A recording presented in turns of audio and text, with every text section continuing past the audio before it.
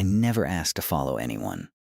I was mending nets on the shore of the Sea of Galilee when a man walked past and said two words that changed everything. Follow me. I looked at my brother. He looked at me. Neither of us said a word. We just dropped the nets and walked. That was day 1, and I still don't fully understand why I did it. Day 2, I met the others, 12 of us total, and we were nothing alike. A former tax collector nobody trusted. A hot-tempered fisherman who argued about everything. A quiet one who barely spoke but watched everyone closely. We were farmers, fishermen, outcasts. Not one of us looked like someone who should be following a man people were already calling a prophet. By day 5, the crowd started. We walked into a small village, and within an hour there were hundreds of people pressing in, reaching out, calling his name. I had never seen anything like it. He touched a man's eyes, and the man could see. I watched it happen 3 feet in front of me, and I still don't have words for what that felt like.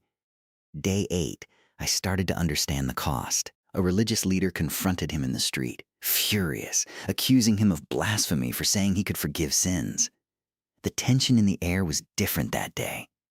I realized, for the first time, that not everyone loved this man. Some people wanted him gone. Day 10, we walked for hours between towns, sleeping wherever we could. No comfortable beds, no guaranteed meals. Some nights we ate because someone in a village took pity on us. I had left behind a steady life for this uncertainty, and there were moments I questioned whether that was wisdom or foolishness. Day 12, he sent us out in pairs into towns we had never been to, told us to heal the sick and tell people the kingdom was near. I was terrified. I had no idea how to heal anyone, but I went anyway. And somehow, when I prayed over a woman with a fever, she got better. I still don't know how to explain that. Day 15, we returned and told him everything. He seemed pleased, but tired too. He kept trying to get away to pray alone, and the crowds kept following him even there. I started to notice something the others hadn't said out loud. This man barely rested. He gave everything to everyone who asked. Day 17, one of the Pharisees invited him to dinner, and it turned into another argument. Every week, the tension with the religious leaders grew sharper. I began hearing whispers in the villages, some in awe of him, some plotting against him. Following him no longer felt like just an adventure. It felt dangerous. Day 19, a storm hit while we were crossing the lake at night. Waves crashing over the boat, water pouring in, and he was asleep in the stern like nothing was happening. We woke him in a panic. He stood up, said a few words to the wind, and it stopped instantly. Dead calm. Nobody spoke for a long time after that. I remember thinking, who is this man that even the wind obeys him? Day 21, we fed a crowd of thousands with a few loaves of bread and some fish that a boy offered. I helped hand out the baskets myself. I counted 12 baskets left over at the end. I still don't understand the math of that day, and I've stopped trying to. Day 23, he asked us directly who people said he was.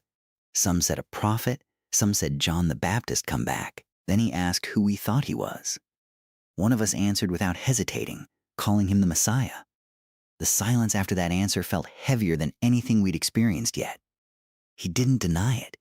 He just told us not to tell anyone yet.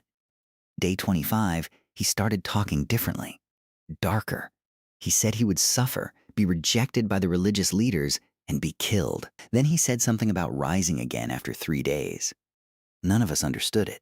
One of us even argued with him about it, and he responded sharply, more sharply than I'd ever heard him speak to any of us. Day 27, tension in Jerusalem was rising fast.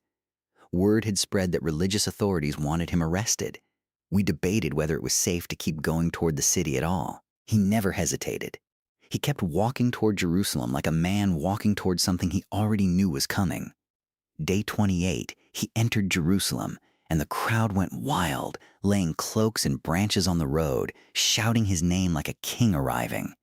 For a moment, it felt like everything was about to change for the better. I let myself believe, just for an afternoon, that we were on the edge of something triumphant. I was wrong about what kind of triumph it would be.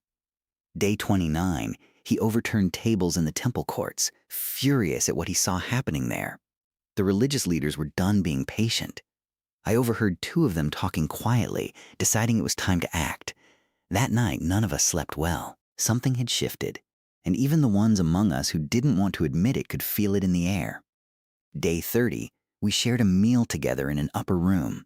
He washed our feet himself, which felt wrong to let him do, but he insisted.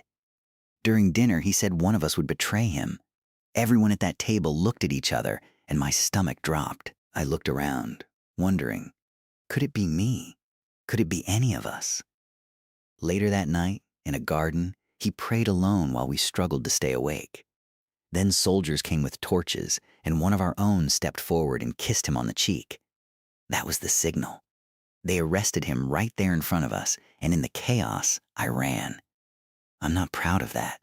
Most of us ran. 30 days ago, I was mending nets, certain of nothing beyond the next catch of fish. 30 days later, I had watched a storm silenced with a sentence, thousands fed from almost nothing, a blind man see the light for the first time, and now I was standing in the dark outside a garden, watching the man who changed my life get dragged away in chains. I didn't know that night what would happen 3 days later. I only knew that whatever I had signed up for when I dropped my nets on that shore, it was bigger and far more dangerous than I ever imagined.